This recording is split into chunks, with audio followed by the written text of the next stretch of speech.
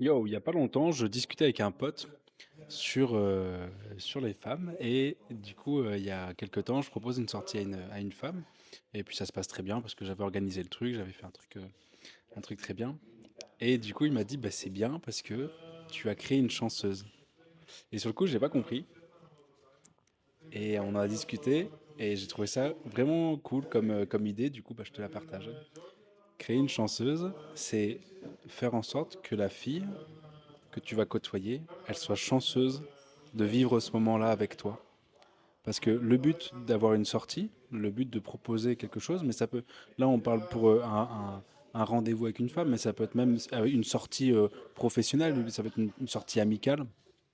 Il faut créer des chanceux et des chanceuses, c'est-à-dire il faut faire en sorte que la personne, elle se dise, j'ai de la chance de côtoyer cette personne-là, j'ai de la chance de pouvoir ouais, sortir avec cette personne-là, être avec cette personne-là, vivre une expérience avec cette personne-là. Et du coup, bah, ça, c'est ta responsabilité. Plus la fille sera féminine et plus elle attendra de toi que tu drives la situation. Et donc, du coup, il faut créer des chanceuses, des filles. Enfin, il faut créer des situations dans lesquelles les personnes que tu côtoies, elles se disent, j'ai la chance de côtoyer cette personne-là. Donc là, c'est à toi de démontrer de la valeur, donner de la valeur, pour que les personnes elles se sentent bien avec toi, qu'elles vivent des émotions positives avec toi, qu'elles soient vivent des situations épanouissantes et enrichissantes avec toi. Et ça passe par le fait de t'améliorer toi-même, de chercher à améliorer ta vie, à avoir une vie plus intéressante, à être plus intéressant également aux gens et à t'intéresser également plus aux gens, puisque on arrive à délivrer de la valeur aux gens lorsqu'on les comprend, lorsqu'on comprend ce que les gens veulent, lorsqu'on comprend ce dont les gens ont besoin pour être bien, pour être heureux, pour être épanoui. Il est très compliqué, c'est du marketing ou de la vente, il est très compliqué de se vendre bien quand on ne sait pas ce que la personne veut acheter, ce que la personne a besoin, ce dont la personne a besoin. Et donc c'est pour ça que c'est très important de développer ces compétences sociales, de comprendre les gens, de s'intéresser vraiment aux gens, de comprendre leurs attentes, leurs peurs, leurs appréhensions, leurs besoins pour pouvoir y répondre et pouvoir faire en sorte que dans l'esprit de la personne naisse ou germe cette idée de cette personne-là que je côtoie, j'ai de la chance de la côtoyer. C'est quelqu'un d'exceptionnel. Et c'est toujours cette question de marketing, d'offre et de demande. Tu dois offrir ce que les gens demandent. Donc tu dois trouver ce que les gens demandent et offrir quelque chose qui corresponde à ça. La publicité, par exemple, il y a une fausse croyance sur la publicité. En ce moment, je me forme beaucoup là avec mon partenaire de business sur la publicité. Il y a cette fausse croyance que la publicité, elle force les gens à acheter quelque chose.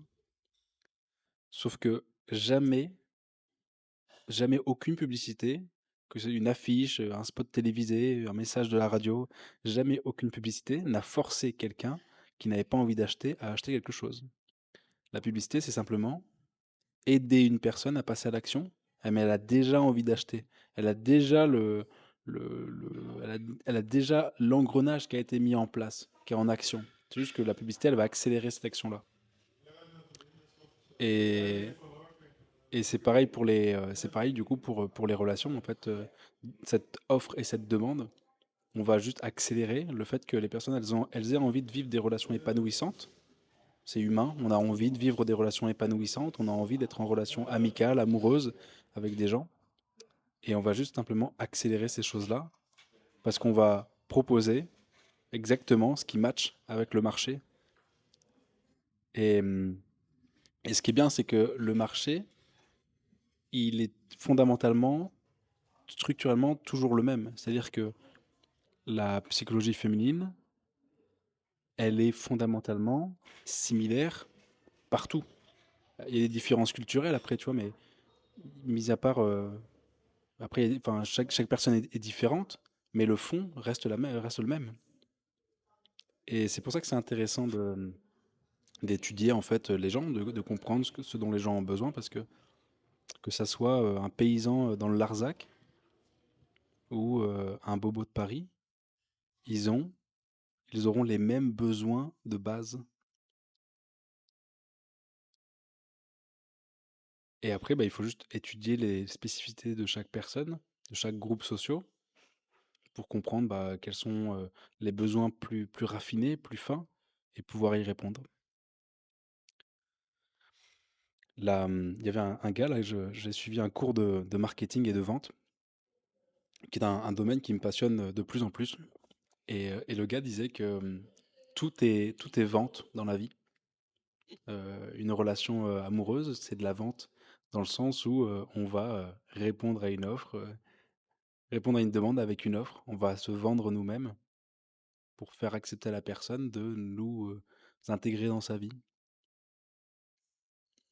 et c'était vraiment bien, ce cours-là, il était vraiment cool et du coup, là, il disait que tout était vente, dans la vie et à partir du moment où tu sais vendre, tu sais te vendre, tu sais vendre les choses et bah, la communication, elle devient beaucoup plus facile parce que finalement, qu'est-ce que c'est que la vente? C'est, comprendre ce que les gens veulent acheter, ce que les gens veulent et mettre quelque chose qui correspond parfaitement à cette demande en face.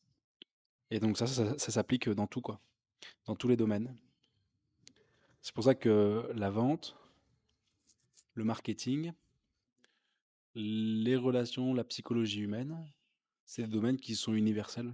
Et je suis encore étonné, moi, étant à l'étranger, je suis encore étonné de l'universalité des sentiments humains et des expériences humaines.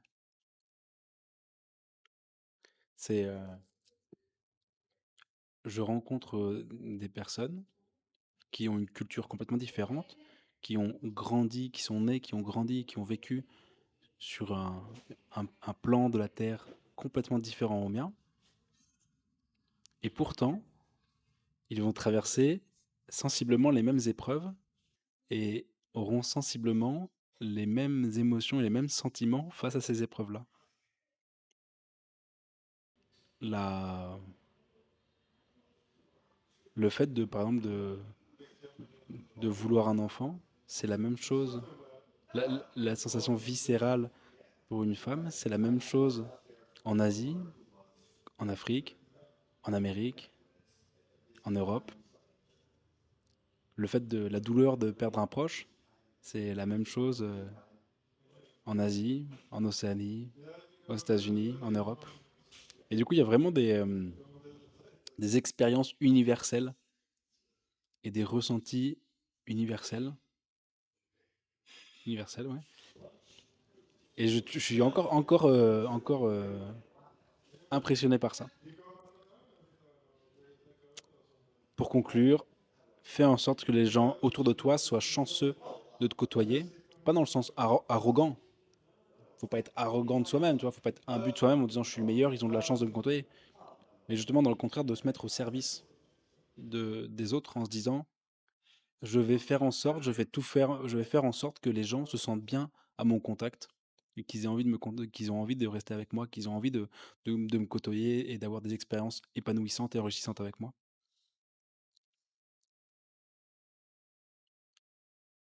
Et si tu fais ça, déjà tu seras heureux et épanoui parce que tu auras des relations qui seront épanouissantes pour toi.